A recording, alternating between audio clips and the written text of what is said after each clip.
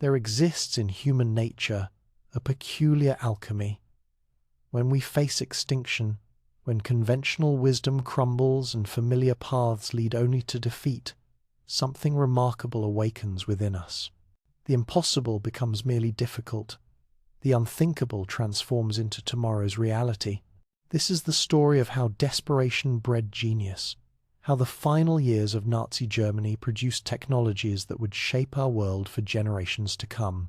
Not as celebration, but as testament to a profound truth, that innovation emerges most forcefully at the boundaries of survival, where old rules dissolve and new possibilities crystallize from the pressure of absolute necessity. Before we jump back in, tell us where you're tuning in from, and if these history tales fascinate you, make sure you're subscribed, because tomorrow I've saved something extra special for you. Picture, if you will, the winter of 1942. Snow falls across Berlin, softening the edges of a city that increasingly knows only hardship. Adolf Hitler sits in the Reich Chancellery, maps spread before him like the scattered pieces of a puzzle that no longer fits together. 3 years into his war of conquest, the narrative has shifted. Victory, once seemingly inevitable, now retreats like a mirage across an endless desert. The Wehrmacht bleeds itself white in the frozen vastness of Russia. British bombers arrive nightly, turning German cities into pyres. American factories across the Atlantic churn out weapons at a pace that defies comprehension. In this moment of cascading failure, Hitler makes a demand that will reshape technological history. He calls for Wunderwaffen, wonder weapons, miracle weapons, technologies so revolutionary that they might turn the tide through sheer audacity, that they might deliver victory when conventional warfare has delivered only stalemate and retreat. Consider the psychology of this moment. It is not the request of a confident leader building upon strength, but the desperate gamble of a man watching his empire crumble. Yet from this desperation, something extraordinary will emerge. Not victory, as Hitler imagines, but a technological revolution that will echo through the decades to come. The demand cascades through Germany's military and scientific establishments like a stone thrown into still water, ripples expanding outward, touching everything. Research institutions that once pursued knowledge at a measured pace suddenly find themselves transformed into pressure cookers of innovation. The Kaiser Wilhelm Institutes, Germany's premier scientific organizations, redirect their efforts. Universities become weapons laboratories. The Luftwaffe's research centers, the Army's proving grounds, the Navy's design bureaus all receive the same message. Conventional thinking has failed. Revolutionary solutions are now not merely encouraged but demanded. What happens next reveals something fundamental about how innovation actually works. It does not emerge fully formed from a single brilliant mind working in isolation. Instead, it grows organically, like a forest ecosystem where countless species interact, compete, and ultimately create something greater than any individual component.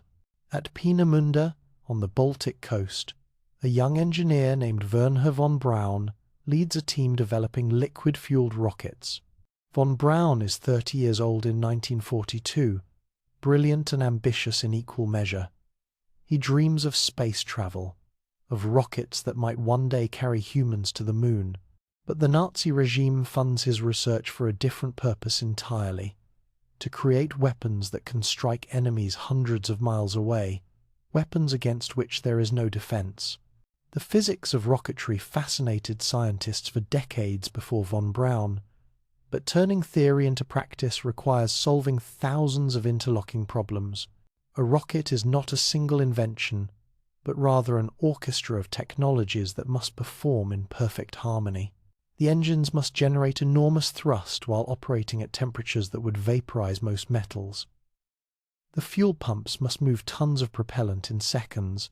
The guidance systems must calculate trajectories, while the rocket accelerates at forces that would crush a human body. Von Braun's team works through these challenges with a combination of rigorous calculation and desperate improvisation.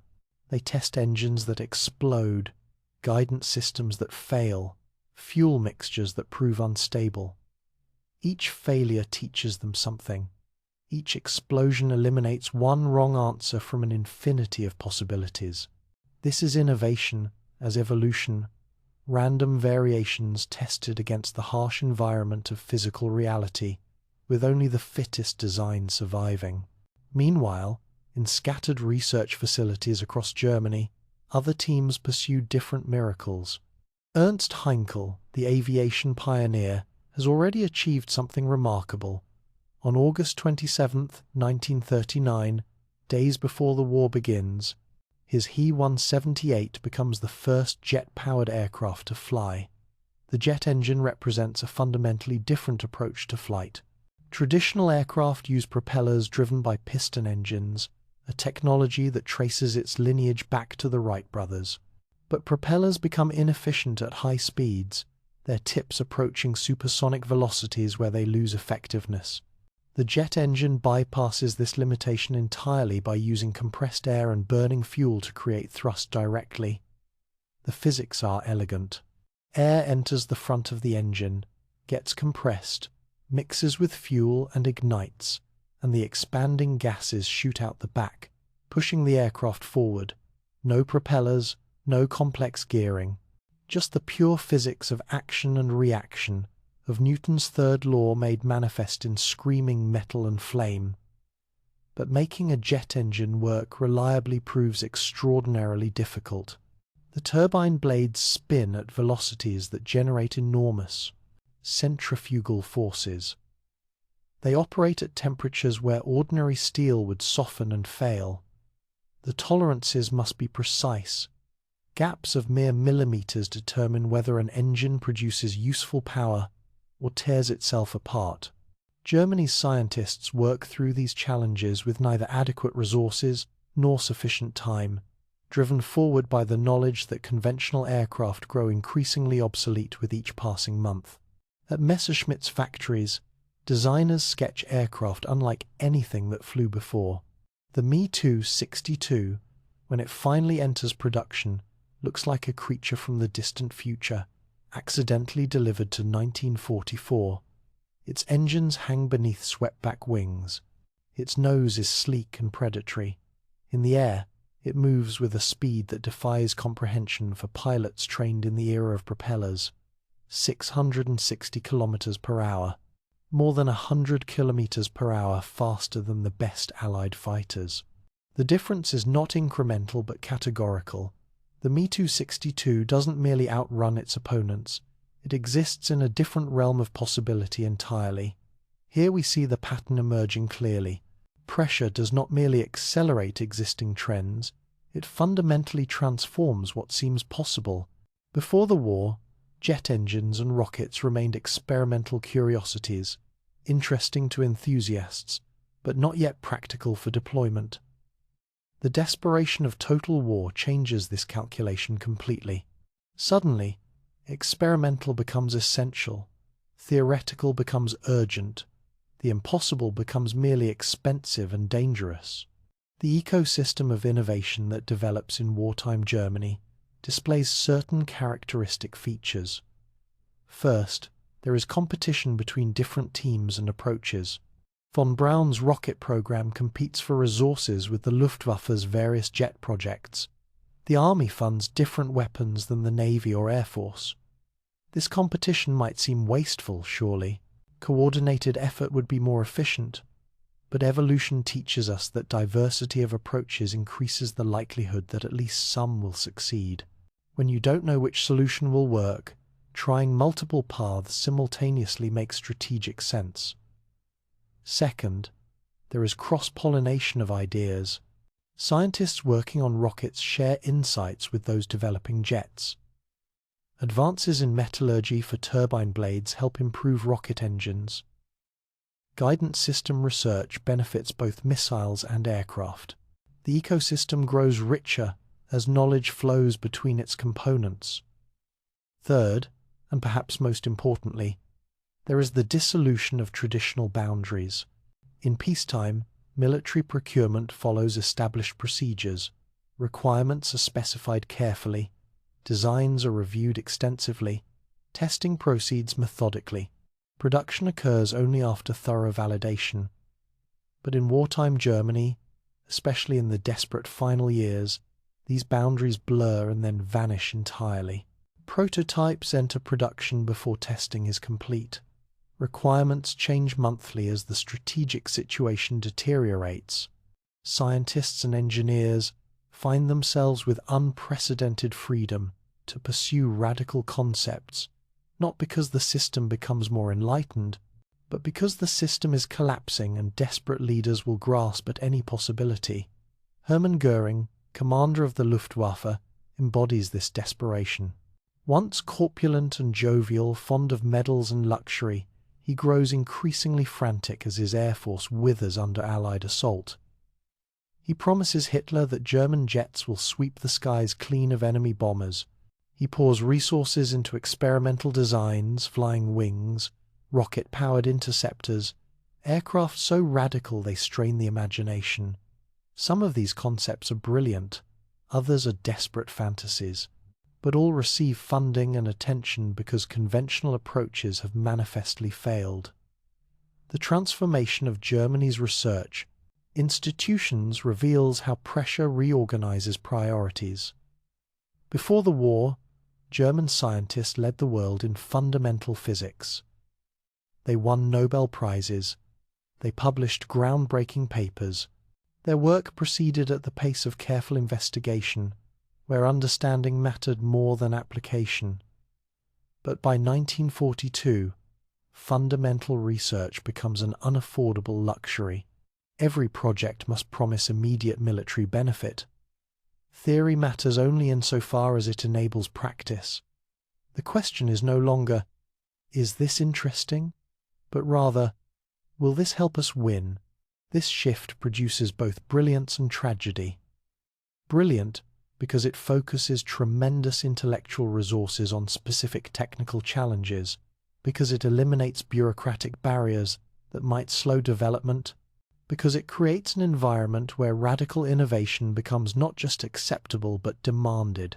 Tragic because it subordinates human creativity to destruction, because it forces scientists into moral compromises they might otherwise never face, because the very pressure that enables breakthrough also demands they be used to kill.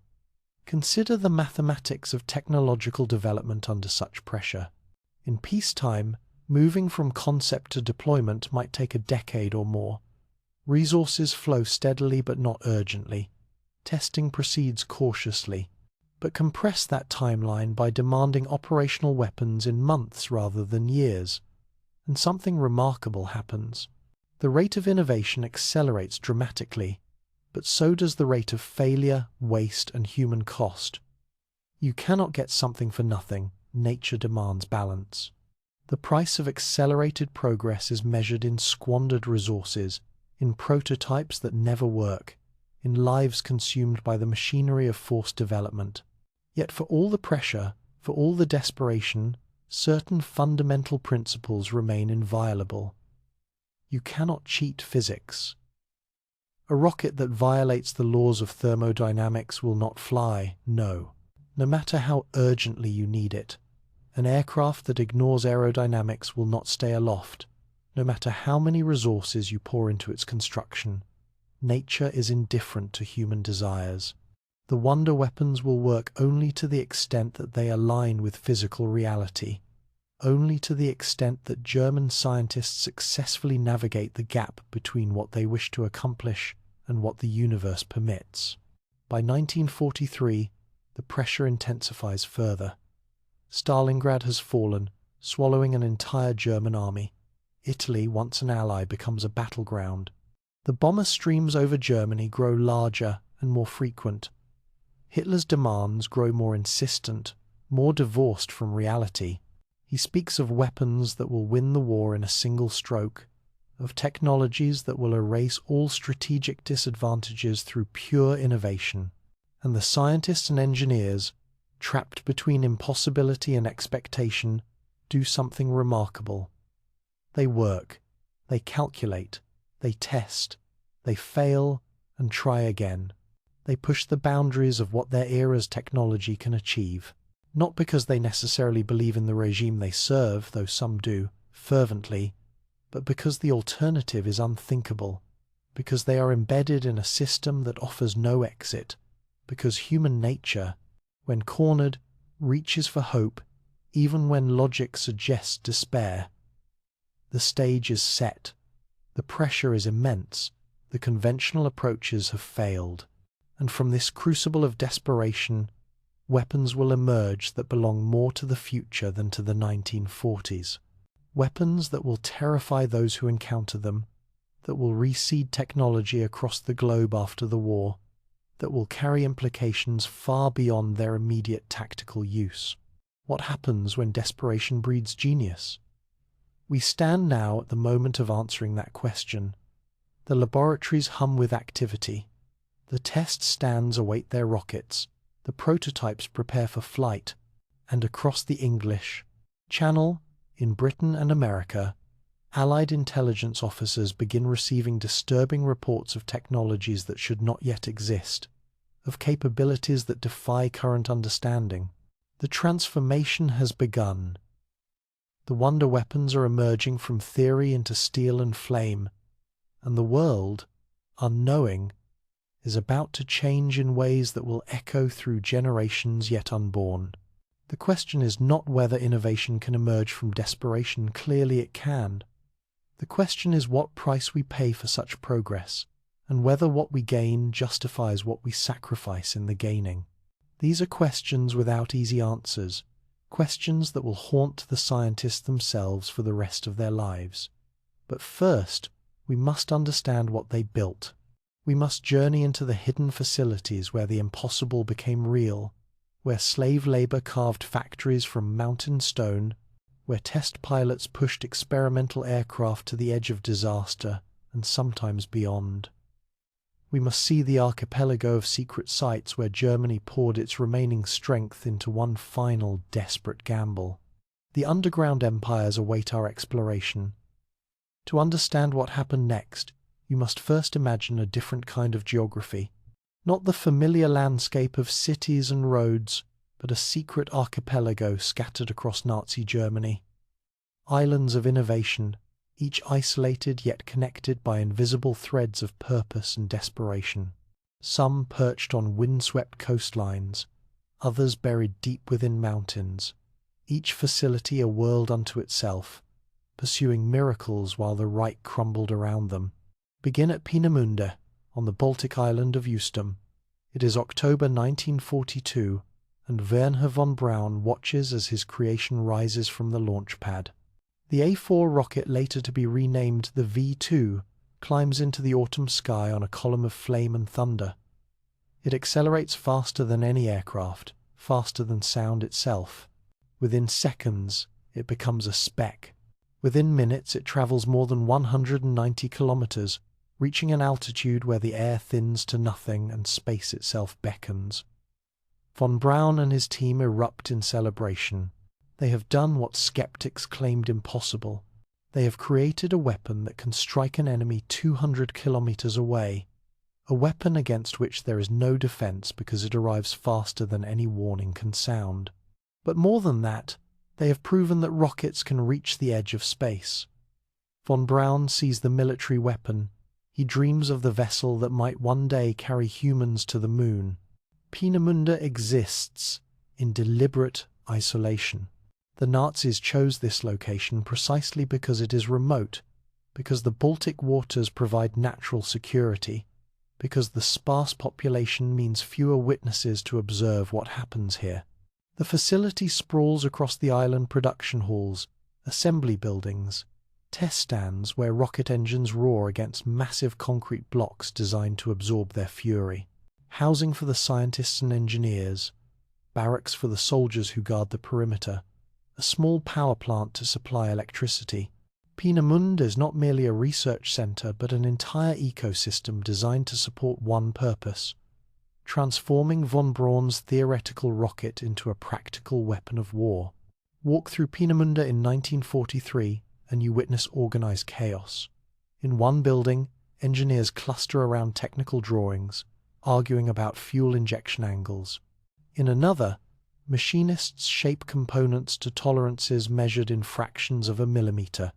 On the test stands, rockets undergo static firing tests, their engines held immobile while fuel pumps and combustion chambers are pushed to their limits. Sometimes these tests succeed. Sometimes they result in catastrophic explosions that scatter metal debris across the compound and send teams back to diagnose what went wrong. The rocket itself is a marvel of engineering. Imagine a cylinder 14 meters tall, 1.65 meters in diameter, weighing 12,700 kilograms at launch. Its skin is thin metal, polished until it gleams. Inside, every available space is utilized with fanatical efficiency. The warhead occupies the nose, 980 kilograms of high explosive. Below that, a guidance system with gyroscopes that sense the rocket's orientation and adjust the trajectory accordingly. In the midsection, tanks holding ethanol and liquid oxygen, the fuel that will burn at temperatures exceeding 3,000 degrees Celsius.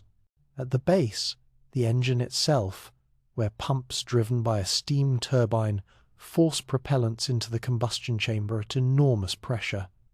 Each V2 contains approximately 20,000 individual parts.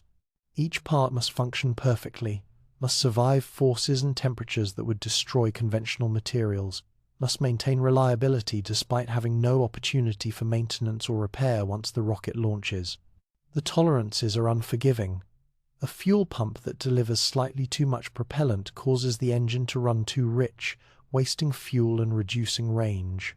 A guidance gyroscope with excessive friction causes the rocket to drift off course. A welded seam that fails allows liquid oxygen stored at minus 183 degrees Celsius to leak, with catastrophic results. But Peenemünde is merely one node in the network. Travel south, deeper into Germany, and you find other facilities pursuing different miracles. At Kummersdorf, the Army tests new rocket designs and experiments with guidance systems.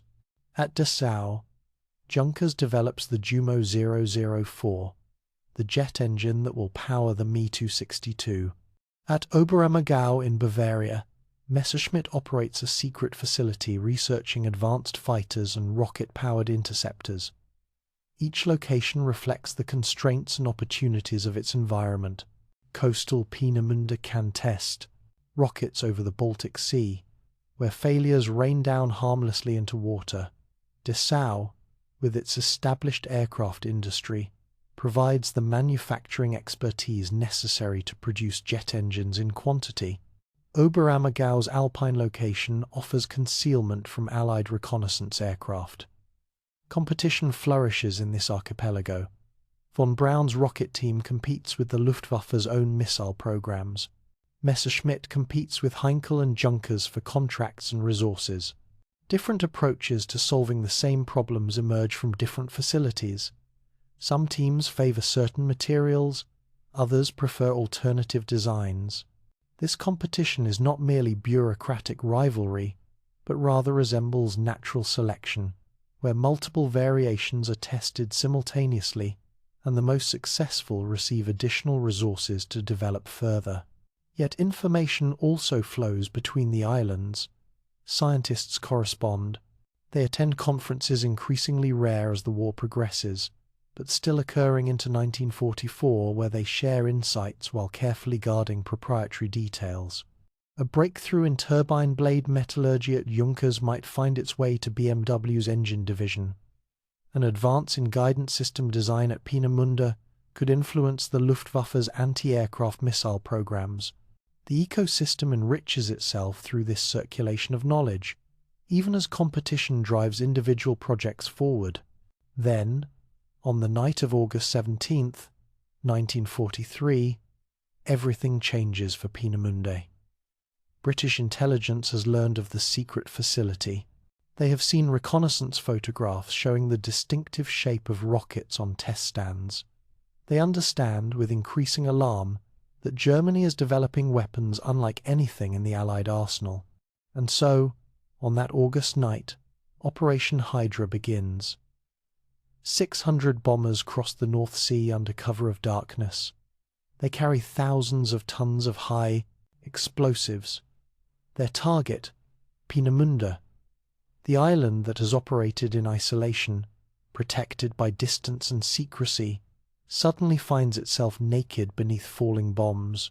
The explosions walk across the facility like the footfalls of giants. Production halls collapse. Workshops erupt in flame. The housing areas, where scientists and workers sleep, take direct hits. When dawn breaks, Peenemünde smoulders. Nearly 200 people are dead, including Dr. Walter Thiel, the brilliant engineer responsible for developing the V2's engine. But the raid, devastating as it is, fails to destroy the program. The most critical equipment survives. Key personnel, including von Braun, emerge from bomb shelters shaken but alive. Within weeks, salvage teams clear debris and restore damaged buildings. Production resumes, though never again with the same security that isolation once provided. The Allies now know where Peenemünde is. They know what happens there. Future raids will follow. The bombing teaches the Nazis a harsh lesson. Concentration is vulnerability. Gather your research in one location, and a single successful attack can destroy everything. The response is predictable dispersal. Scatter the program across multiple sites. Hide the most critical production underground, where bombs cannot reach. And so begins the construction of Germany's most ambitious and terrible secret facility, the Mittelwerk. Journey now to the Harz Mountains in central Germany. Here, near the town of Nordhausen, 2 tunnels penetrate deep into the Konstein mountain. These tunnels were originally excavated to store strategic supplies of fuel and munitions, carved through the mountain in vast parallel tubes connected by cross passages. The tunnels are enormous. Each extends more than a kilometre into the mountain, with ceilings high enough to accommodate multi-story structures inside. The Nazis recognized these tunnels as the solution to their vulnerability. Here, deep beneath solid rock, they will move V2 production. Here, immune to bombing, protected by the mountain itself, the weapons program can continue no matter what Allied aircraft do to Germany's surface. But transforming tunnels into a functioning factory requires resources Germany increasingly lacks. Resources like steel for machinery, electrical wiring for power, transport equipment for moving components, and, most critically, labour. Vast amounts of human labour to excavate additional side tunnels, to install equipment, to operate the production lines once they begin functioning. The solution the Nazis choose reveals the dark machinery underlying their technological achievements. They will use slaves, political prisoners, captured resistance fighters, Jews, Soviet prisoners of war, human beings, selected not for their skills but for their availability and expendability. These people will be worked until they collapse or die, then replaced with fresh prisoners. The calculus is brutally simple. Producing V2s is essential, and Germany no longer has the luxury of treating workers as anything other than consumable resources. 20,000 people will die building and operating Mittelwerk. Let that number settle in your mind. 20,000 individual humans, each with their own story, their own hopes, their own people who loved them. 20,000 deaths in the service of constructing weapons that will kill perhaps another 9,000 people in London and Antwerp.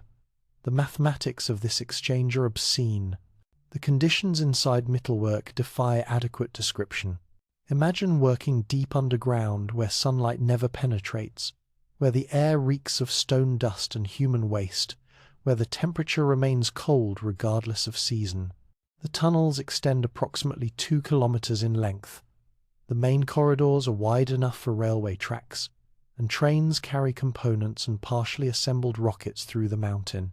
Cross passages connect the 2 main tunnels every few dozen meters, creating a grid that allows materials and prisoners to move between assembly stations. The prisoners work 12-hour shifts or longer. They receive inadequate food, thin soup, a bit of bread calculated to keep them functioning without wasting resources on proper nutrition. They sleep in the tunnels themselves, in barracks built in the cross passages, breathing air thick with stone dust that accumulates in their lungs and causes respiratory diseases. Guards beat those who work too slowly or who show signs of resistance. The sick and exhausted are sent to concentration camps where they face execution. Yet amidst this horror, rockets are built. V2s emerge from the mountain at a rate of hundreds per month by late 1944.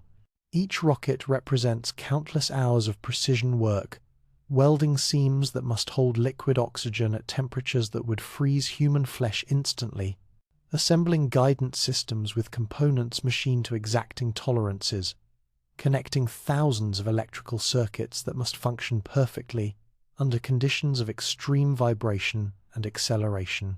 How does one reconcile these truths? That the same facility producing technological marvels is simultaneously a charnel house? That the engineers overseeing production are complicit in mass murder? That the rocket itself, which von Braun still dreams might someday reach the moon, is built on a foundation of corpses? There are no comfortable answers to these questions. We can note that many scientists later claimed ignorance of conditions in the production facilities, that they focused on technical problems while deliberately blinding themselves to the human cost. We can observe that compartmentalization, the division of complex projects into separate components that different people handle, allows individuals to contribute to monstrous outcomes while never confronting the full reality of what they do to enable. We can recognize that speaking out in Nazi Germany meant risking your own life and the lives of your family. But these explanations do not amount to exoneration. The scientists knew. Some visited Mittelwerk and witnessed conditions directly. Others heard reports from colleagues. The truth was available to anyone willing to see it, and they continued working. They solved technical problems, they refined designs, they celebrated successful launches. They chose, whether through active approval or passive acceptance, to prioritize their work over the lives being consumed to make that work possible. Meanwhile, at other nodes in the archipelago, different programs proceed with their own mixes of brilliance and brutality. At the BMW facility in Munich, engineers refine the 003 turbine engine that powers the Me-262. At Focke-Wulf's plants, designers work on the Ta-153, a fighter intended to intercept Allied bombers at high altitude. Near Prague, the Germans establish facilities researching guided anti-aircraft missiles. Each location operates with partial autonomy. Each pursues its own approach to solving assigned problems. And this decentralization, forced upon the Germans by Allied bombing and resource constraints, paradoxically increases the program's resilience. Destroy one facility, and others continue operating. Disrupt production at one location, and alternative sites can potentially compensate. The archipelago functions as a distributed network, where damage to individual nodes does not necessarily bring down the entire system. But this resilience has limits. The network requires connections, roads and rail lines to move materials and components, communications infrastructure to coordinate activities, a functioning industrial base to supply raw materials. And all of these are increasingly under attack. Allied bombers target not just weapons facilities but the broader ecosystem supporting them. They strike synthetic fuel plants, turning Germany's jet fighters into immobile sculptures for lack of aviation fuel. They bomb rail junctions, disrupting the flow of components between facilities. They mine rivers and canals, hampering barge traffic carrying raw materials. By late 1944, the archipelago of secret facilities finds itself increasingly isolated. Not physically cut off, transport still functions, though with growing difficulty, but strategically isolated, pursuing weapons programs that become increasingly irrelevant as Germany's military position collapses. What use are advanced fighters when you lack trained pilots to fly them? What value do V2s provide when the strategic situation is beyond salvage? Yet, the work continues. Partly from momentum, complex programs cannot simply stop. They carry forward through accumulated procedures and commitments. Partly from desperate hope, perhaps these weapons will somehow matter, will somehow change outcomes. Partly from fear, those working on wonder weapons are at least temporarily protected from being sent to the collapsing fronts. And partly from the peculiar psychology that overtakes people embedded in large technical projects. The work itself becomes its own justification. Solving the next problem becomes its own reward, regardless of whether the broader goal remains achievable. At Peenemünde, despite the bombing, research continues on improved rocket designs. An Anine project aims to create a winged version of the V2 with extended range. Aten Concepts envision two-stage rockets capable of reaching across the Atlantic to strike New York.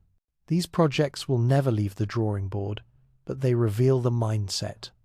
When conventional solutions fail, reach for more extreme innovations, regardless of whether resources exist to make them real. At Messerschmitt's scattered facilities, engineers work on increasingly exotic fighter designs. The Me-163 Comet, a rocket-powered interceptor already in limited production, represents the extreme end of specialization.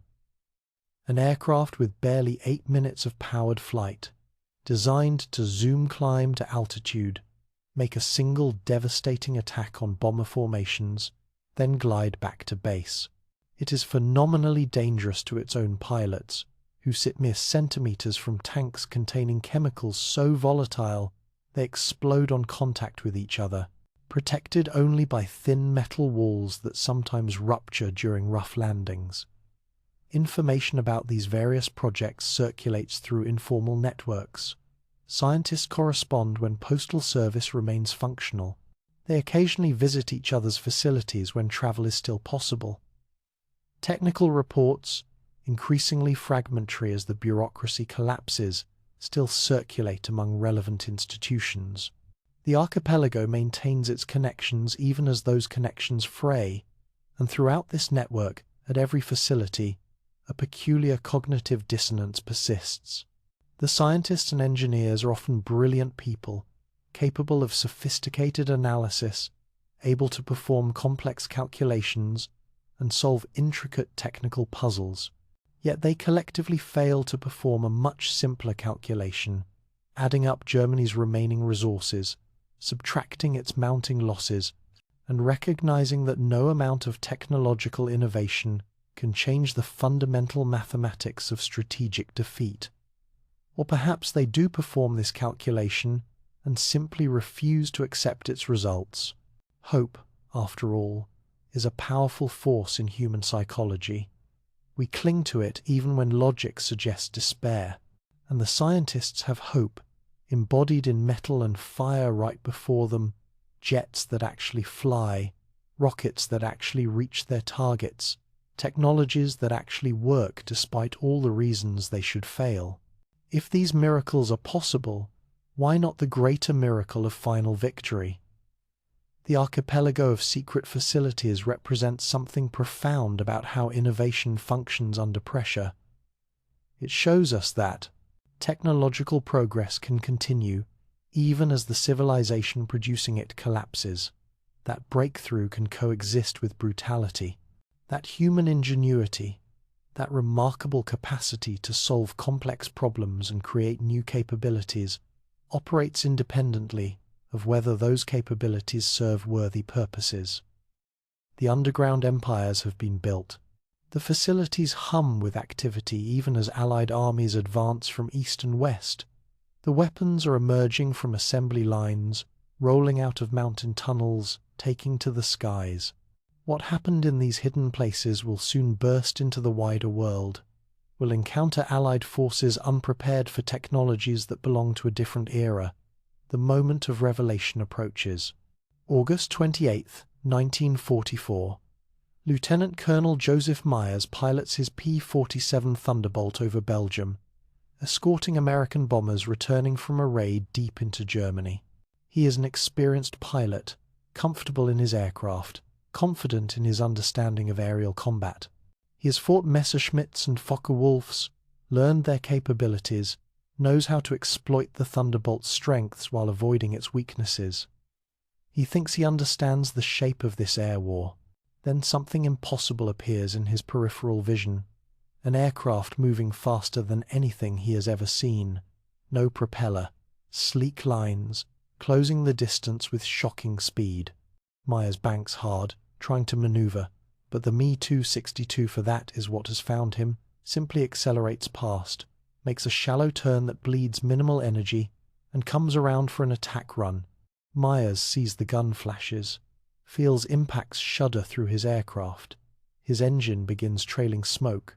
He has perhaps 20 seconds to recognize that he has just encountered the future before abandoning his crippled fighter, pulling the ripcord on his parachute, drifting down through air that still echoes with the scream of jet engines. Lieutenant Colonel Joseph Myers has just become the first Allied pilot shot down by a jet fighter. He will survive this encounter, will eventually return to Allied lines, will file a report that sends ripples of alarm through intelligence channels, because what just happened should not be possible. Not yet. Not in 1944. But it is possible. And Myers is merely the first to learn this lesson that will be taught repeatedly in the final months of the European war. Germany has produced weapons that belong to a different technological era.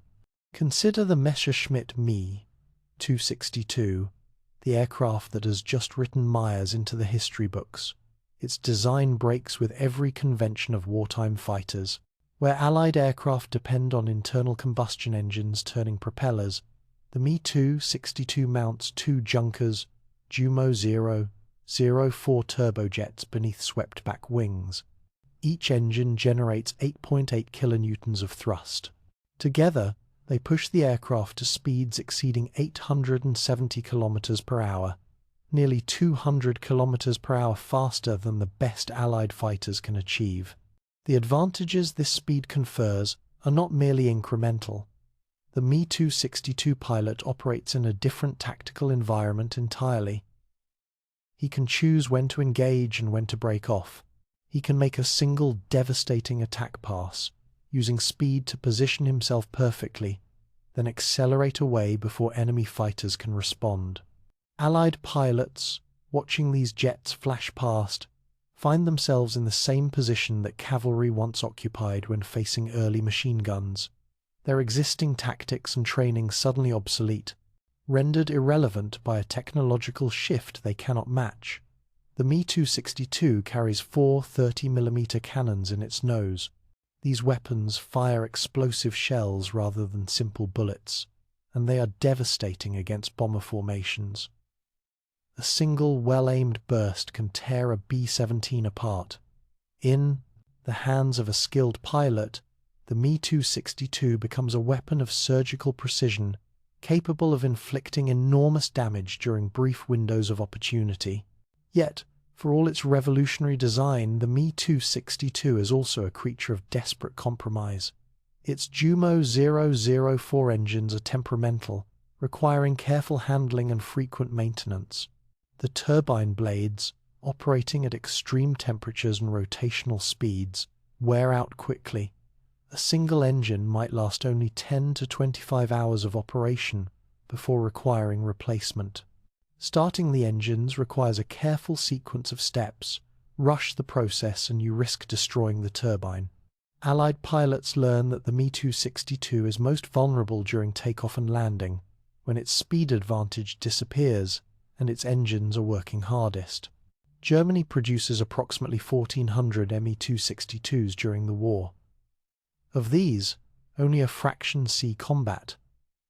The reasons illustrate how revolutionary technology cannot overcome systemic failure. Training pilots to fly jets requires time and fuel that Germany increasingly lacks. The engines require high-grade materials that are in short supply. The aircraft needs airfields with long, smooth runways, which Allied bombers systematically destroy. Perhaps most critically, Hitler himself initially demands that the Me-262 be configured as a bomber rather than a fighter, wasting crucial months on modifications that compromise the aircraft's natural strengths. When Me-262s do engage Allied formations, they are devastating. But devastating in isolation is not the same as decisive. Shoot down 10 bombers and tomorrow 100 more arrive. The mathematics are unforgiving. Germany in 1944 lacks the industrial capacity, the trained pilots, the fuel, and most importantly the time to deploy jet fighters in numbers that might actually change strategic outcomes. Now travel from the skies to the ground, specifically to London on September 8, 1944. It is early evening. People go about their business with the wary normality of a population that has endured 5 years of war. The bombing has decreased recently. Perhaps some dare to hope the worst is past. Then, without warning, an explosion tears through Chiswick. Buildings collapse. People die. And here is what makes this explosion different from the thousands that preceded it. There was no warning, no air raid siren, no sound of approaching aircraft, no defending gunfire.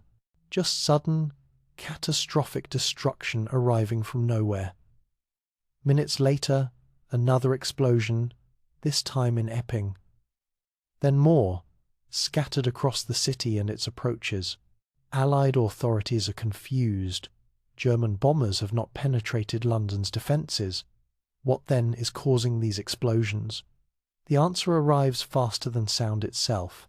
These are V-2 rockets, launched from sites in German-occupied Netherlands, arcing up through the stratosphere, reaching altitudes where the air thins to near vacuum, then plunging down at velocities exceeding 5,000 kilometers per hour. They are ballistic missiles, following trajectories determined at launch, unable to be recalled or redirected once in flight, but also impossible to intercept with any defensive system that exists in 1944. The physics of the V-2 are brutal in their simplicity. Accelerate a 14-meter rocket to supersonic speed. Let it coast upward on a ballistic arc that carries it to the edge of space. When gravity pulls it back down, it arrives with kinetic energy added to the explosive payload, 980 kilograms of amatol high explosive, plus the rocket's own mass contributing to the destruction. The impact crater is typically 9 meters across and 4 meters deep. Buildings within a 30-meter radius are destroyed. Windows shatter hundreds of meters away. Between September 1944 and March 1945, Germany launches approximately 3,000 V-2s at Allied targets. Most target London or Antwerp, the Belgian port that supplies Allied armies advancing into Germany. The V-2 campaign kills roughly 9,000 people, injures perhaps 35,000 more, and creates constant psychological pressure on civilian populations that cannot know when or where the next strike will arrive. Yet despite this toll, despite the terror of weapons arriving without warning, the V-2 fails as a strategic weapon. Compare its impact to the resources consumed in its creation. 20,000 people died building V-2s at Mittelwerk, more than twice the number killed by the weapons themselves. The program consumed vast quantities of precision equipment, rare materials, technical expertise, and electrical power that Germany desperately needed for conventional military production. Each V-2 cost approximately 100,000 Reichsmarks to produce. For the same resources, Germany could have manufactured roughly 6 Focke-Wulf 4190 fighters, aircraft that might actually have influenced the air war over the Reich. The V-2 represents a weapon that is technologically impressive, but strategically irrelevant. It demonstrates capability without changing outcomes. This distinction is crucial. Germany proved it could build ballistic missiles decades before such weapons became common. But proving capability and achieving strategic effect are different things entirely. The V-2 terrorizes but does not defeat. It demonstrates brilliance but does not produce victory. Move now beneath the waves, where another revolution unfolds with less drama but potentially greater significance. The Type 21 submarine represents a fundamental rethinking of underwater warfare.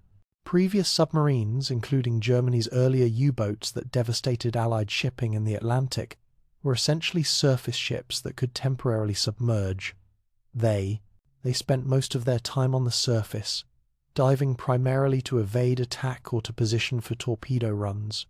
Their underwater speed was low, their submerged endurance limited by battery capacity. The Type 21 inverts this relationship. It is designed to operate primarily submerged, surfacing only when absolutely necessary. Its hull is streamlined for underwater speed rather than surface performance. It carries vastly more battery capacity than earlier submarines, allowing it to remain submerged for days. It can make 17.5 knots underwater faster than many surface ships could achieve, faster than convoy escorts could pursue. And it features a snorkel system that allows it to run diesel engines while submerged just below the surface, drawing air through a tube that creates minimal visual signature. Imagine commanding a convoy escort in early 1945 and receiving reports that a Type 21 has been detected nearby. Every assumption you hold about submarine warfare suddenly becomes outdated. The U-boat you're hunting can outrun your ship while submerged. It can remain underwater indefinitely, denying you the opportunity to catch it surfacing. Its sonar profile is designed for stealth. Your depth charges must score much closer hits because its hull is stronger, built to dive deeper than older submarines. Germany completes approximately 120 Type 21 submarines before the war ends. Of these, only a handful actually undertake combat patrols. The reasons echo the Me-262's limitations. Training crews takes time that Germany lacks, spare parts become scarce as supply chains collapse, and most critically, Allied advances overrun the bases from which these submarines would operate. The Type 21 arrives too late to influence the Battle of the Atlantic, yet its influence on submarine design proves profound. After the war, both the United States and Soviet Union study captured Type 21s. Intensively, the fundamental design streamlined for underwater performance, capable of high submerged speeds, equipped with snorkels, becomes the template for the next generation of conventional submarines. The Type 21's descendants patrol the world's oceans for decades, proving that this wartime innovation genuinely represented a leap forward in capability. Return now to the air, but to a weapon that most people never hear about until decades after the war ends. At Friedrichshafen, the Horten brothers Reimar and Walter develop aircraft that challenge fundamental assumptions about aerodynamics. They build flying wings, aircraft without fuselages or traditional tails, where the wing itself contains everything: pilot, engines, fuel, weapons. The Horten Ho 229, their most advanced design, is a jet-powered flying wing with engines buried in the wing's center, a design that minimizes drag and creates a radar cross-section far smaller than conventional aircraft. The physics behind flying wings are elegant. A traditional aircraft's fuselage creates drag without generating lift. It is aerodynamically dead weight, necessary to hold components, but contributing nothing to flight efficiency. The tail surfaces are also draggy, required primarily to provide stability and control. A flying wing eliminates these inefficiencies. Every part of the aircraft generates lift. The result is an aircraft that is fundamentally more efficient, capable of longer range and higher speeds with the same power plant. But flying wings are also challenging to control. The lack of a traditional tail means stability must come from the wing's shape and careful attention to center of gravity. The controls are more sensitive, requiring pilots to adapt their techniques, and the unusual configuration makes manufacturing difficult. The precision required to build a flying wing that flies well exceeds that needed for conventional aircraft. The Horten Ho 229 exists in prototype form when Allied forces advance into Germany. They find it at a Gotha facility, partially complete, alongside technical documents describing its capabilities. American engineers are astonished. The aircraft they are examining incorporates stealth principles that American designers will not fully develop until the 1980s. Its radar cross-section is dramatically reduced by its shape, and by the materials used in its construction. The Hortens mix charcoal dust into wood glue to create radar-absorbing skin panels. Had the Ho-229 entered production, had Germany possessed the resources and time to deploy it, Allied bomber crews might have faced an almost invisible threat, an aircraft that could approach to close range before appearing on radar, make devastating attacks, then disappear again into electronic silence. But might have is the domain of speculation, not history. The Ho-229 remains a prototype, a glimpse of future stealth aircraft, but nothing more. Examine now the breadth of Germany's arsenal of tomorrow. Beyond the weapons that saw combat the Me-262, the V-2, the Type 21, lay dozens of projects in various stages of development. The Bakem-Bar 349 Natter, a rocket-powered interceptor launched vertically like a missile, designed to make a single attack on bomber formations before the pilot ejected and the aircraft crashed. The Focke-Wulf TAR-400, a high-altitude interceptor with a pressurized cockpit and engines designed to operate in the thin air above 12,000 meters. The Rheinmetall Borsig-Rheintochter, a surface-to-air missile for destroying bombers beyond the range of conventional anti-aircraft guns. Some of these concepts were brilliant, others were desperate fantasies. But all received resources, all consumed engineering hours, all distracted from the fundamental problem. Germany was losing a war of attrition, and revolutionary weapons could not. Address attrition's mathematics. Consider the strategic implications of Germany's wonder weapons program, resources that flowed into jets, rockets, and advanced submarines were resources not available for conventional military production. Every Reichsmark spent developing the V-2 was a Reichsmark not spent building tanks or aircraft that Germany desperately needed on the Eastern Front. Every scientist working on guided missiles was a scientist, not improving conventional weapons or addressing logistical problems. And yet, paradoxically, the wonder weapons program was not entirely irrational. When conventional approaches have failed, when the path you are on leads clearly to defeat, revolutionary alternatives become reasonable, precisely because they offer the only possibility, however slim, of changing the trajectory. If Germany had abandoned its wonder weapons and instead focused entirely on conventional production, would it have changed the war's outcome? Almost certainly not. The Allies possessed overwhelming material superiority by 1944. More Tiger tanks would not have stopped the Red Army. More Focke-Wulf fighters would not have defeated the 1,000-bomber raids. So in gambling on revolutionary weapons, perhaps Germany was making the only rational choice available to a nation facing certain defeat through conventional means. The gamble failed. Revolutionary weapons proved insufficient to overturn strategic realities, but choosing not to gamble would have guaranteed the same outcome. There is a deeper pattern here, something fundamental about how humans respond to pressure. When conventional wisdom fails, we reach for radical alternatives. When the familiar path leads to disaster, we seek new directions.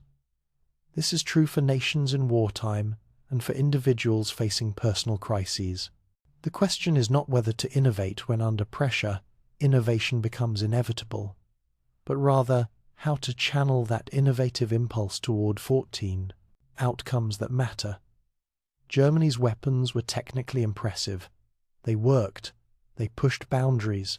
They demonstrated capabilities that would not become commonplace for decades.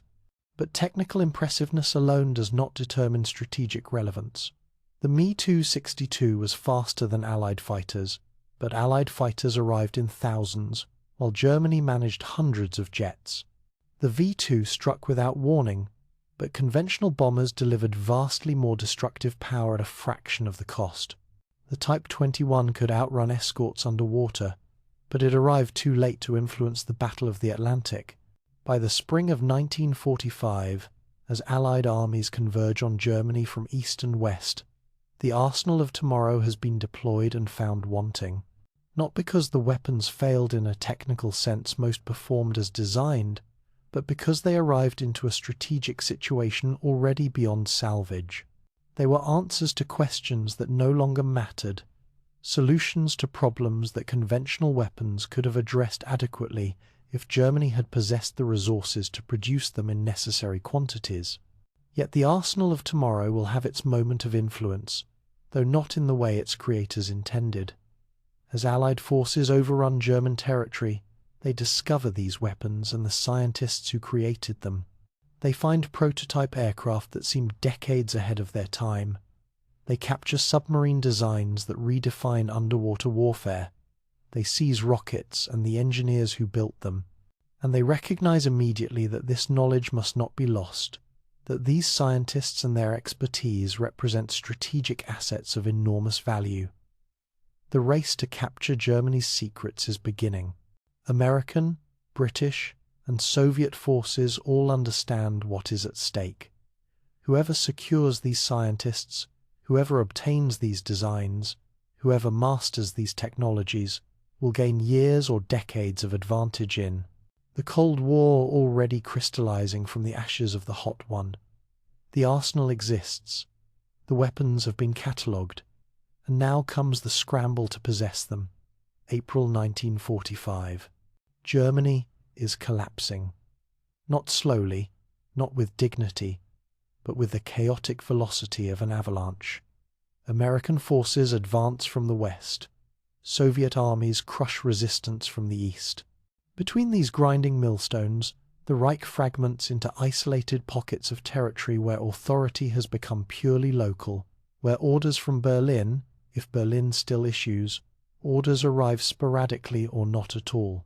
But even as Germany dies, a different kind of warfare accelerates.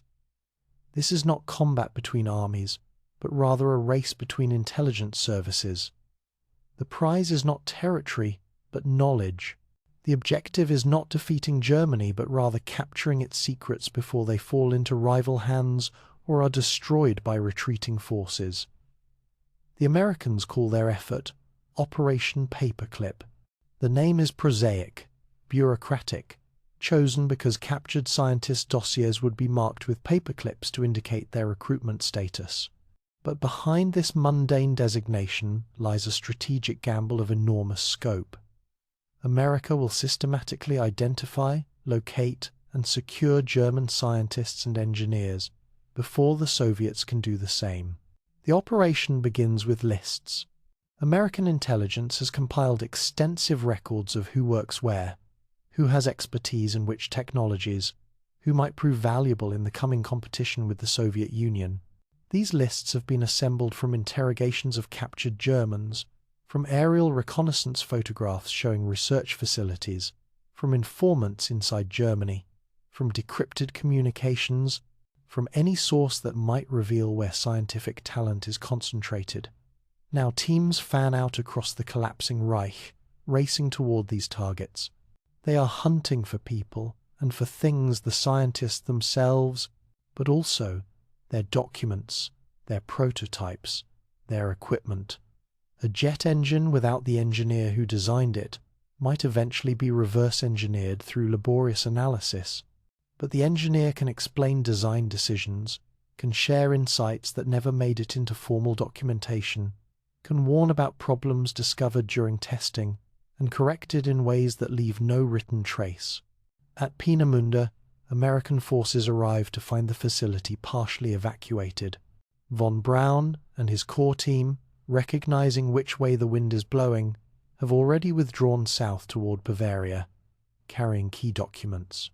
But much remains: test stands, manufacturing equipment, partially assembled rockets, technical libraries containing years of research. The Americans begin systematic documentation, photographing everything, boxing components for shipment back to the United States. Further south, at various facilities scattered across Germany, similar scenes play out. engineers look up from their work to find American soldiers at the door. Sometimes there is token resistance. More often, the Germans simply surrender, relieved that the war is over, uncertain what comes next. The Americans sort through personnel files, comparing names against their lists. High-value targets are separated, placed under guard, prepared for interrogation and eventual transport. The Soviets pursue their own parallel campaign with characteristic thoroughness. They move westward through Germany, identifying scientists and facilities, securing anything that might contribute to Soviet military capabilities. Their approach is more direct than the Americans. Entire research teams sometimes disappear eastward, relocated to the Soviet Union, whether they consent or not. Equipment is dismantled and shipped to Soviet institutes. Documents vanish into Russian archives. This creates a peculiar competition. American and Soviet forces are technically allies, fighting together against Nazi Germany, but both them to recognize that the alliance is temporary, that the post-war world will be defined by competition between capitalism and communism. In this emerging conflict, German scientific expertise represents ammunition for battles not yet fought. So while American and Soviet soldiers still occasionally cooperate against holdout German units, their intelligence services scramble against each other to secure the most valuable human and material resources. Werner von Braun understands this dynamic with perfect clarity. He and his team have withdrawn to Oberammergau in the Bavarian Alps, beyond the immediate reach of Soviet forces, but accessible to advancing Americans. This is not coincidence.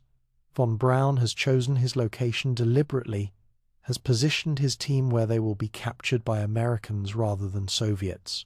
He has buried technical documents in a mineshaft to prevent their destruction or capture by retreating SS units. He has prepared carefully for this moment when the war ends and his next phase begins. When American forces reach Oberammergau, von Braun orchestrates a theatrical surrender. He arranges for his team to be found in a location that demonstrates their value, surrounded by documents, equipment, and their expertise obviously intact. He makes clear immediately that he and his team are willing to work for the Americans, that they possess knowledge to the United States will find valuable, that capturing them represents a strategic victory. The Americans recognize immediately what they have obtained. Von Braun is not merely a talented engineer, but rather the architect of an entire program, a man who understands not just the technical details, but also the organizational principles that enabled rocket development at scale.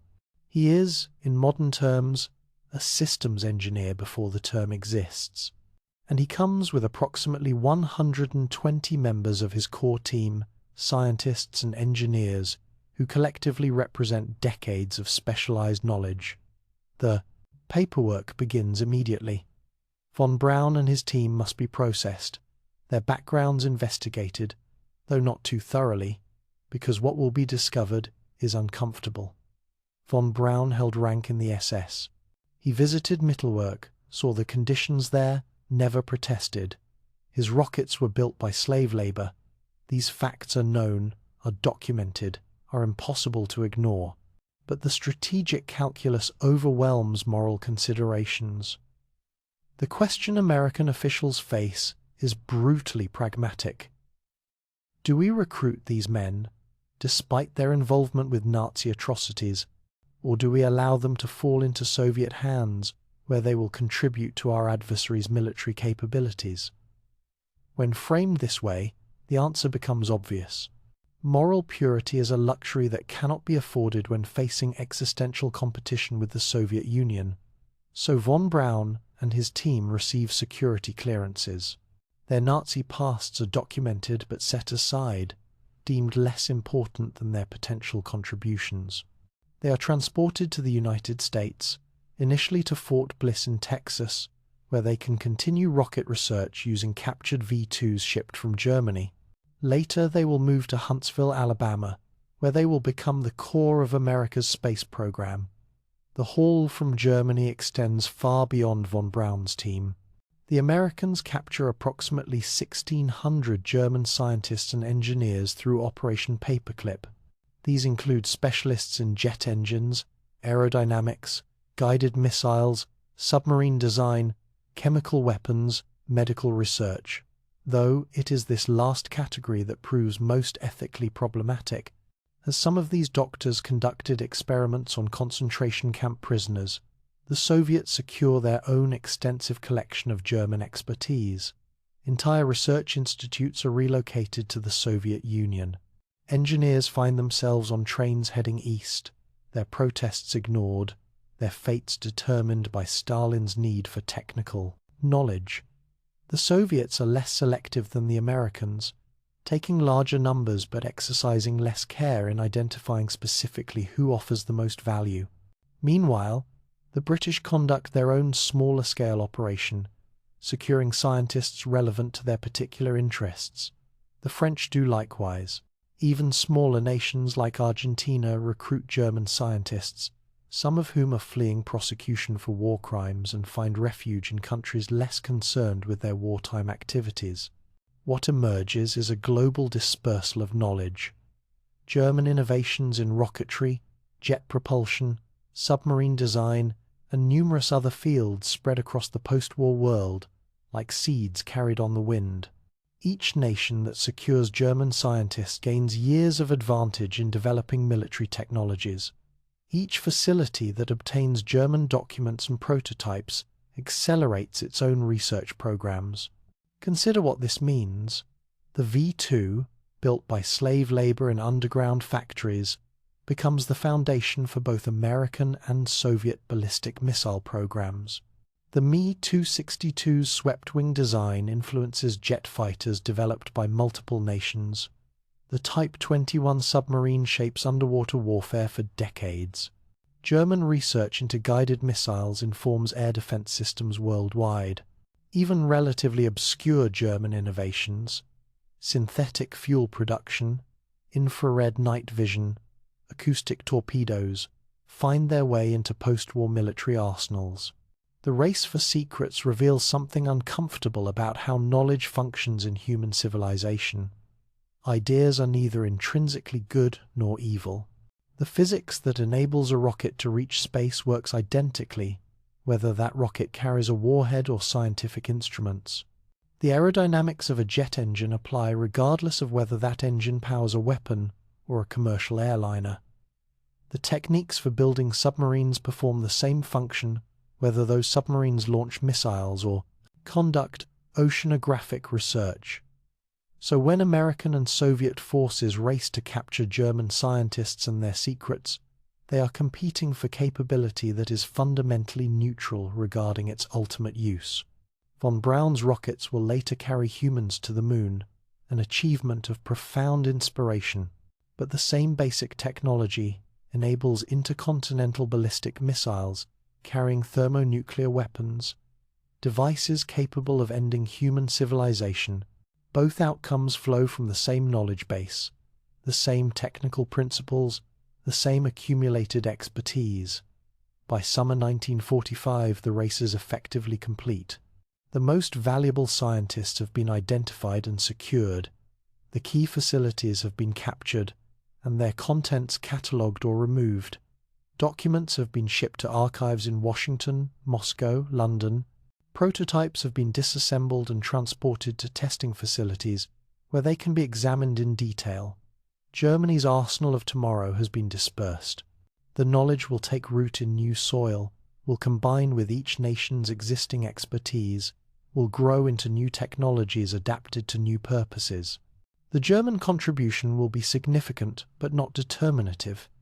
It will accelerate development that would have occurred anyway, will influence designs that might have taken different forms, will shorten timelines that would have been longer. The seeds have been scattered. Now they will germinate in the strange new climate of the Cold War. There is a number that haunts this entire story. 20,000. 20,000 people died building V2 rockets at Mittelwerk. Let that settle in your mind for a moment. Not soldiers dying in combat, not civilians killed in bombing raids, but prisoners Political opponents, Jews, Soviet POWs, resistance fighters, worked to death in underground tunnels for the explicit purpose of building weapons.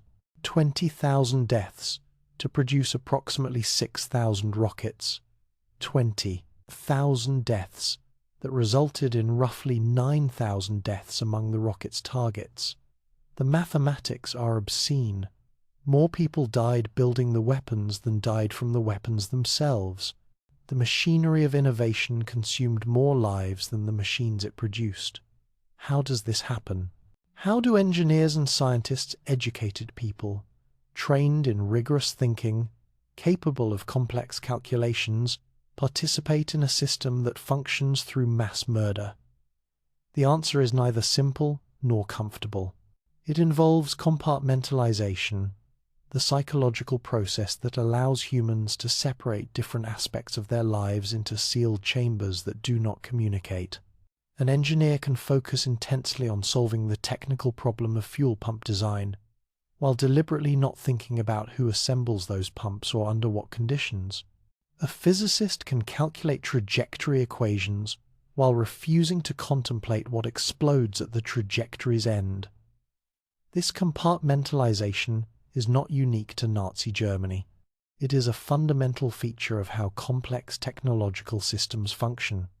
Modern weapons development involves thousands of people, most of whom work on narrow, specialized tasks.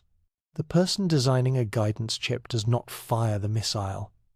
The engineer improving engine efficiency does not choose the target.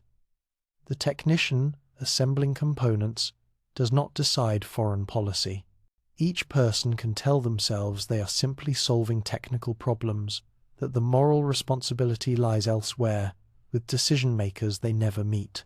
But Nazi Germany added layers of active evil to this passive compartmentalization. The scientists knew about Mittel work. Some visited personally. Von Braun himself toured the facility, witnessed conditions, raised concerns about production quality but not about human suffering. He saw the prisoners, emaciated and exhausted, building his rockets. He saw the brutality. And he continued his work. Arthur Rudolph, production manager for V2 manufacturing at Mittelwerk, actively participated in the slave labor system. He requested workers from concentration camps. He was present when prisoners were punished for working too slowly. After the war, he would emigrate to the United States under Operation Paperclip, would contribute to American rocket programs, would receive NASA's Distinguished Service Medal. Not until the 1980s would his wartime activities finally result in investigation, at which point he renounced his American citizenship and returned to Germany rather than face prosecution. The ecosystem of innovation at Mittelwerk functioned through brutal efficiency. Prisoners worked 12-hour shifts or longer in conditions designed to extract maximum labor while minimizing resource investment. Those who became too weak to work were sent to concentration camps for extermination. Fresh prisoners arrived to replace them. The system was sustainable only through constant supply of new victims. Yet, within this horror, precision work occurred. Rockets were assembled to exacting tolerances. Electrical systems were connected correctly. Welds had to hold liquid oxygen at temperatures far below freezing. The quality had to be adequate, or the weapons would fail. So even as prisoners died from exhaustion, starvation, and disease, those who survived worked with the care that sophisticated machinery demands. This creates a profound cognitive dissonance. How do we hold these truths simultaneously? That the V2 represented genuine technical achievement, and that it was built on a foundation of corpses, that the scientists who created it possessed brilliant minds and made terrible moral choices, that progress in rocketry emerged directly from a system of mass murder. There are no clean answers. We can acknowledge the technical achievements while condemning the methods. We can recognize that knowledge itself is neutral while understanding that its acquisition carries moral weight. We can note that post-war rocket development built on Nazi research while insisting that this does not excuse the original crimes. Some scientists did resist. Not all who worked in Germany's weapons programs collaborated enthusiastically. Some deliberately slowed production, made subtle design choices that reduced reliability, sabotaged components in ways that would not be immediately detected. These acts of resistance were dangerous discovery, meant execution, yet they occurred, demonstrating that even within totalitarian systems, individuals retain moral agency, and some choose to exercise it despite enormous personal risk. Others claimed ignorance after the war. They said they did not know about the slave labor, did not understand the conditions, focused only on technical work and remained deliberately uninformed about broader context. These claims strain credulity. The truth was available to anyone willing to see it. Choosing not to look was itself a moral choice, a decision to prioritize personal comfort and career advancement over confronting uncomfortable reality. The price of progress extended beyond metalwork. Every wonder weapons program consumed resources that Germany desperately needed elsewhere. The V2 program alone required enormous quantities of precision equipment, rare materials, electrical power, and technical expertise. These resources came at the direct expense of conventional military production. Every scientist working on rockets was a scientist not improving tank engines or aircraft performance or logistics. By late 1944, Germany faced cascading shortages. Fuel reserves dwindled as synthetic production plants fell to Allied bombing, and Romanian oil fields were lost to Soviet advances. Trained pilots became scarce as casualties mounted and training programs collapsed.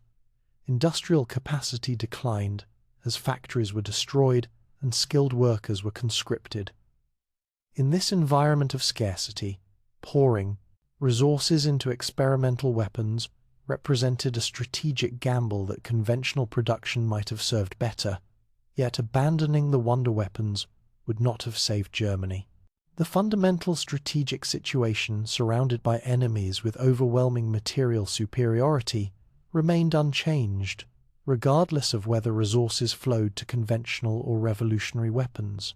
Germany was losing through attrition, and attrition is ultimately about aggregate capacity rather than technological sophistication. 1,000 conventional tanks might marginally delay defeat compared to 100 advanced tanks, but delay is not victory. So, the wonder weapons program continued, consuming resources and lives, producing technological marvels that could not change strategic outcomes. The Me-262 shot down Allied aircraft, but could not prevent the destruction of German cities. The V-2 terrorized London but did not force Britain from the war. The Type 21 submarine promised underwater superiority, but arrived too late to influence the Battle of the Atlantic. The human cost extended beyond those who died building weapons. Prisoners at Mittelwerk suffered conditions designed to extract labor while minimizing investment in their survival. They lived underground, breathing air thick with stone dust that destroyed their lungs. They received inadequate food enough to keep them working, but not enough to maintain health. They slept in crowded barracks where disease spread rapidly. They endured arbitrary violence from guards. They watched fellow prisoners collapse and die, knowing their own survival depended on remaining productive until their bodies failed. Some among the prisoners were themselves engineers or skilled workers, arrested for political reasons or Jewish heritage.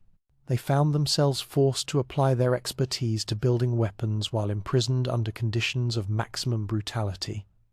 The psychological torture of this situation, being made to contribute your skills to the very system that enslaved you, added another layer of horror to physical deprivation. After the war, survivors spoke of Mittelwerk in terms that conveyed both the scale of suffering and its almost incomprehensible nature. They described the tunnels as a vision of hell made concrete, a place where human life had no value beyond its capacity to produce. They remembered specific acts of cruelty and also the grinding systemic violence of the labor system itself. And they struggled to articulate how they endured, how they maintained some core of humanity while subjected to conditions designed to reduce them to mere instruments of production. The price of progress was measured in individual human stories, each one a tragedy, multiplied by 20,000. Each prisoner had a name, a history, people who loved them and mourned their loss.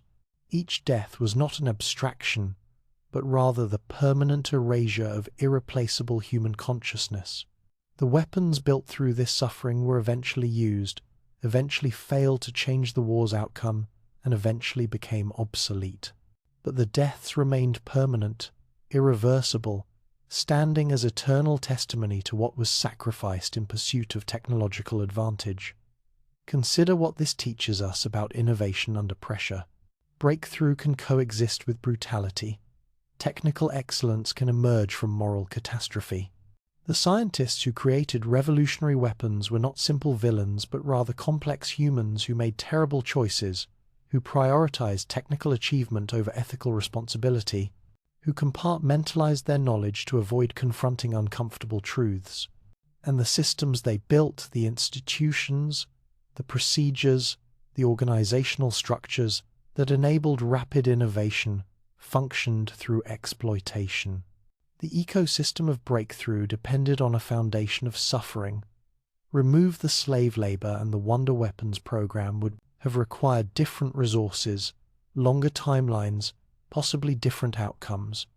The technological achievements were inseparable from the moral failures that enabled them. This is the price of progress. When progress is pursued without ethical constraints, when innovation becomes divorced from concern for human welfare, when technical problems are solved while deliberately ignoring their human cost, it is a price measured in lives destroyed, in suffering inflicted, in moral boundaries crossed that can never be uncrossed. The wonder weapons worked. They flew and exploded and killed, but they cost far more than they could ever return. And that cost was paid primarily by those who had no choice in the matter, who were simply consumed by a machinery that valued production over humanity. 20,000 deaths. Remember that number. Let it stand as warning against the seductive belief that technological progress justifies any cost, that innovation excuses any method, that achievement absolves any crime. July 16, 1969. A Saturn V rocket stands on Launch Pad 39A at Cape Kennedy, Florida. It is a monument to human ambition, 110 meters tall, generating 34 million newtons of thrust at liftoff. Inside its command module, 3 astronauts prepare for a journey that will take them to the moon and back. Leading the design team that created this marvel is Wernher von Braun, now transformed from Nazi rocket engineer to American space pioneer. The line connecting the V2 to the Saturn V is direct and undeniable. Von Braun brought his expertise in liquid-fueled rockets, his understanding of staging and guidance systems, his organizational principles for managing complex technical programs. The Saturn V is not simply an enlarged V2, it represents decades of additional development, incorporates innovations that von Braun's team created in America, builds on knowledge gained from numerous intermediate rockets. But the foundation was laid in wartime Germany, in underground facilities where prisoners died building weapons. This transformation from weapon to explorer, from terror to triumph, encapsulates both the promise and the troubling legacy of Nazi Germany's technological achievements. The knowledge was morally neutral. The physics of rocketry works identically whether lifting warheads or astronauts. But the origin of that knowledge remains forever stained by how it was acquired, by the suffering that enabled its development, by the deaths that paved its path. Trace the lineage carefully. After the war, von Braun and his team arrived at Fort Bliss, Texas, bringing with them approximately 100 captured V2s. These rockets became the foundation of American rocket research. They were launched from White Sands Proving Ground in New Mexico, each flight teaching American engineers and scientists lessons about high-altitude flight, about atmospheric re-entry, about the practical challenges of liquid-fueled rockets. The captured V2s could reach altitudes above 100 kilometers, into the realm where space begins. Scientists used them to carry instruments above the atmosphere, taking measurements that were impossible from ground level or aircraft. These were peaceful applications of weapons technology. The same rockets that terrorized London now advanced human knowledge about the upper atmosphere, about cosmic rays, about conditions at the edge of space. When the V-2s were exhausted, von Braun's team began designing new rockets. The Redstone, developed in the 1950s, was essentially an improved V-2, with better engines, more sophisticated guidance, increased range. The Redstone would later launch America's first astronaut, Alan Shepard, on a suborbital flight in 1961. That 15-minute journey, which made Shepard a national hero, occurred atop technology directly descended from German wartime weapons. The progression continued through Jupiter and Juno rockets, through the development of multi-stage designs where smaller rockets stacked atop larger ones, each stage firing in sequence to achieve velocities that single-stage designs could never reach. This concept staging was not new. The Germans had explored it during the war, but American engineers refined it, solved the practical problems of stage separation and engine ignition at high altitude, transformed theory into reliable practice. Meanwhile, in the Soviet Union, a parallel transformation unfolded. Soviet forces had captured their own German scientists, their own V-2s, their own cache of technical documents. Sergei Korolev, the brilliant but tragically fated Soviet rocket designer, studied German technology intensively. His R-7 rocket, which launched Sputnik in 1957 and later carried Yuri Gagarin to become the first human in space, incorporated lessons learned from captured German designs. The space race between America and the Soviet Union was thus, in part, a competition between two teams, both building on German foundations. Von Braun's Saturn V and Korolev's Nun moon rocket, the latter never successfully flown, represented parallel evolution from common ancestry. The Germans had proven that large liquid-fueled rockets could work. The Americans and Soviets took this proof and scaled it to dimensions the original designers never imagined. But the transformation extended beyond rockets into other domains. The Me-262's swept-wing design influenced jet fighter development worldwide. American designers studied captured Me-262s, noted how the swept wings delayed the onset of compressibility effects at high speeds, incorporated similar designs into aircraft like the F-86 Sabre, which would see combat in Korea. Soviet designers did likewise, creating swept-wing jets that dominated their air force for decades. Commercial aviation, too, carries German DNA. The Boeing 707, which revolutionized air travel in the late 1950s, features swept wings and podded engines, hung beneath them, a configuration strikingly similar to the Me-262. The engineering principles proven in wartime fighters enabled the jet age of commercial flight, allowed millions of people to cross continents and oceans at speeds unimaginable to previous generations. Submarine design underwent similar transformation. The Type 21's streamlined hull, its emphasis on submerged performance, its schnorkel system, all became standard features of post-war submarines. American and Soviet naval architects studied, captured Type 21s, incorporated their innovations, created new generations of submarines that could remain submerged for weeks, that could outrun surface ships underwater, that fundamentally changed naval warfare. Even more specialized technologies found new applications. German research into infrared night vision led to devices that allowed soldiers to see in darkness. Acoustic torpedoes, which homed on the sound of enemy propellers, evolved into sophisticated anti-submarine weapons. Guided missiles, pioneered by Germany in crude forms, became the dominant weapons of modern warfare. The dispersal of knowledge was comprehensive and global. Not just America and the Soviet Union, but Britain, France, China, and numerous other nations benefited from captured German research. Each nation adapted the knowledge to its own purposes, combined it with indigenous expertise, created hybrid technologies that bore German influence while developing in new directions. Consider the mathematics of acceleration. How much faster did German wartime research advance human technological capability? This is not a simple calculation. We cannot run history twice, once with and once without German innovations, then compare timelines. But we can make educated estimates. The V2 demonstrated that ballistic missiles were practical, approximately 10 to 15 years before they might otherwise have emerged.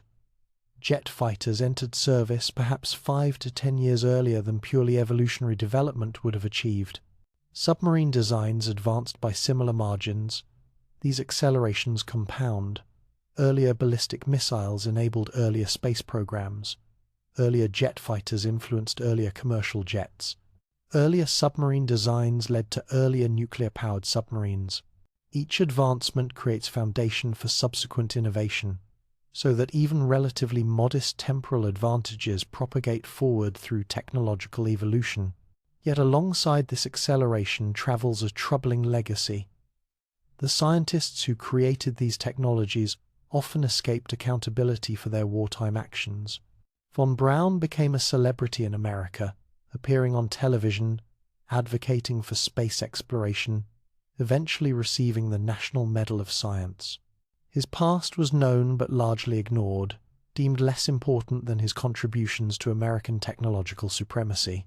Other German scientists followed similar trajectories from Nazi programs to positions of honor and influence in America, the Soviet Union, elsewhere. This raises profound questions about justice and pragmatism. Should these scientists have been prosecuted for their wartime activities? Many would argue yes, that participation in programs built on slave labor constitutes criminal behavior deserving punishment. But pragmatic considerations prevailed. The knowledge these men possessed was deemed too valuable to sacrifice for the sake of justice. We might ask whether the acceleration of technological development justified this moral compromise. Did reaching the moon in 1969 rather than 1979 warrant protecting men who witnessed atrocities and continued working? This is a question without definitive answer, a tension between achievement and accountability that remains unresolved. The seeds, planted by Germany's Wonder Weapons program, have grown into an enormous tree whose branches extend across modern civilization. When you fly in a commercial jet, you benefit from German aerodynamic research. When nations maintain nuclear arsenals delivered by ballistic missiles, they rely on principles proven by the V2. When submarines patrol the oceans, they use designs influenced by the Type 21. The technology has become ubiquitous, has been refined and improved beyond recognition, yet traces its ancestry to wartime Germany. Some innovations emerged that found purely peaceful applications.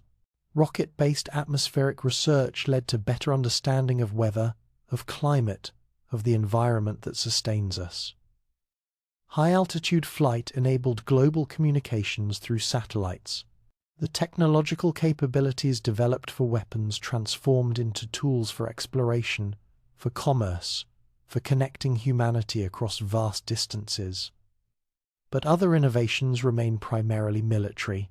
Ballistic missiles carry nuclear warheads capable of destroying cities. Cruise missiles strike targets with precision. Submarines patrol carrying enough destructive power to end civilization. The sword has not been fully beaten into plowshares. Much of the technology remains dedicated to its original purpose of warfare, merely updated and refined. The transformation from weapons to tools, from terror to exploration, is neither complete nor unambiguous. We live with both aspects simultaneously, with communications, satellites and ICBMs, with commercial jets and stealth bombers, with scientific research and weapons development. The German contribution accelerated our journey along this dual path, gave us capabilities that we have used for both profound achievement and terrible destruction. Werner von Braun, watching the Saturn V carry astronauts toward the moon, reportedly wept with joy. He had dreamed since childhood of space travel, had pursued that dream even when it meant building weapons, had finally seen it realized on a scale exceeding anything he originally imagined. In that moment of triumph, did he think about Mittelwerk, about the prisoners who died building his earlier rockets, about the price paid for the knowledge that made the Saturn V possible? We cannot know his thoughts. We know only that the journey to the moon was built on a foundation that includes both brilliant engineering and terrible suffering, both human achievement and human cost. The seeds of the space age carried within them both promise and poison, both capability and consequence. They have grown into the world we inhabit, a world shaped by technologies whose origins we sometimes prefer not to examine too closely, whose benefits we enjoy while trying not to dwell on the darkness from which they emerged. There is a question that haunts this entire narrative, a question that demands answering. Could Germany's wonder weapons have actually changed the outcome of the war? Could revolutionary technology have overcome strategic defeat? Could innovation have substituted for the material superiority that the Allies possessed by 1944? The answer requires us to think clearly about what weapons actually accomplish in warfare. They are tools that serve strategic objectives. A weapon, no matter how advanced, changes outcomes only if it addresses fundamental strategic problems. And Germany's fundamental problems by late 1944 were not technological but rather material, geographical, and ultimately mathematical. Consider the V2 program. Germany produced approximately 6,000 V2s during the war. These rockets killed roughly 9,000 people, primarily civilians in London and Antwerp. This is terrible, but it is not strategically significant. Compare it to the Allied bombing campaign, which dropped approximately 2.7 million tons of bombs on Germany, killed hundreds of thousands of people, and destroyed vast swaths of industrial capacity. The V2 was terror without decisive effect, destruction without strategic consequence. Now imagine a counterfactual. Suppose Germany had produced not 6,000 V2s but rather 30,000, 5 times as many rockets, 5 times as many deaths. This would be horrific, would kill perhaps 45,000 people. But would it change the war's outcome? Britain did not consider surrendering after losing 9,000 people to V2s. Why would losing 45,000 prompt surrender, when the nation had already absorbed far greater casualties in conventional bombing, in combat, in the Battle of Britain? The mathematics are unforgiving. Germany lacked the industrial capacity to produce V2s in quantities that might actually matter strategically. Each rocket required thousands of precision components, rare materials, with enormous amounts of electrical power. The program consumed resources that Germany desperately needed elsewhere. And even if Germany somehow quintupled production, it still would not approach the destructive capacity that Allied bombers delivered conventionally. Compare one V2 to one atomic bomb. The atomic bombs dropped on Hiroshima and Nagasaki each killed more people than the entire V2 campaign. A single weapon, delivered by a single aircraft, produced casualties exceeding thousands of rockets. This is the difference between revolutionary weapons that are merely impressive and revolutionary weapons that actually change strategic calculations. The V2 impressed. The atomic bomb ended a war. Turn now to the Me-262. It was faster than Allied fighters, deadly against bombers, technologically decades ahead of contemporary aircraft. Germany produced approximately 1,400. Suppose again a counterfactual. Germany produces 7,000 Me-262s, 5 times historical production. These aircraft dominate the skies over Germany, shoot down Allied bombers in devastating numbers, make daylight bombing prohibitively expensive. Would this change the war's outcome? The Allies would adapt. They would shift to night bombing, where jet fighters' speed advantage matters less.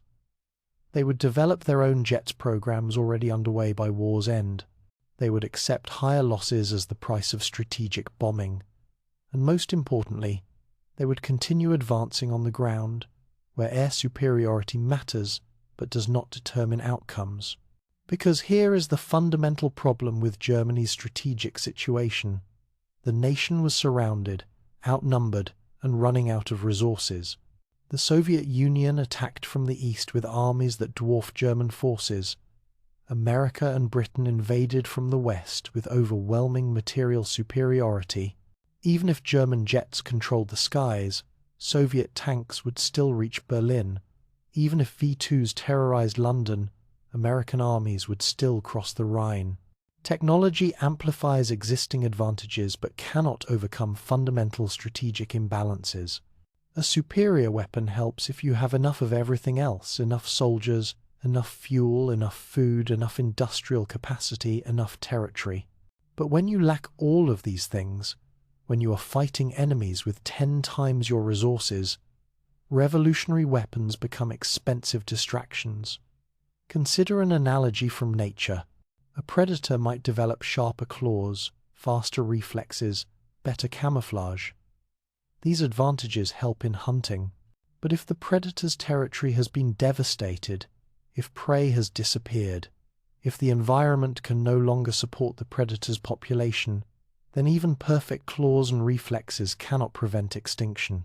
The problem is not capability but rather context, not tools but resources. Germany, in 1944, occupied this position. Yes, its wonder weapons worked. Yes, they were impressive. Yes, they represented genuine technological breakthroughs. But they emerged into an environment where the fundamental strategic situation was beyond salvage. No amount of innovation could create the fuel that Germany lacked. No technological breakthrough could replace the soldiers who had died on the Eastern Front. No wonder weapon could restore territory already lost or prevent the encirclement already underway. The Nazis themselves seemed to recognize this at some level, even as they poured resources into wonder weapons. Hitler's demands for miracle weapons grew increasingly detached from reality as the war progressed. He spoke of weapons that could win the war in a single stroke, of technologies that would erase all strategic disadvantages. This was not strategic thinking, but rather magical thinking, the desperate hope that something, anything, might reverse Germany's deteriorating position. Engineers and scientists, trapped within this system, continued working because the alternative was unthinkable. What else could they do? Surrender early and face certain defeat?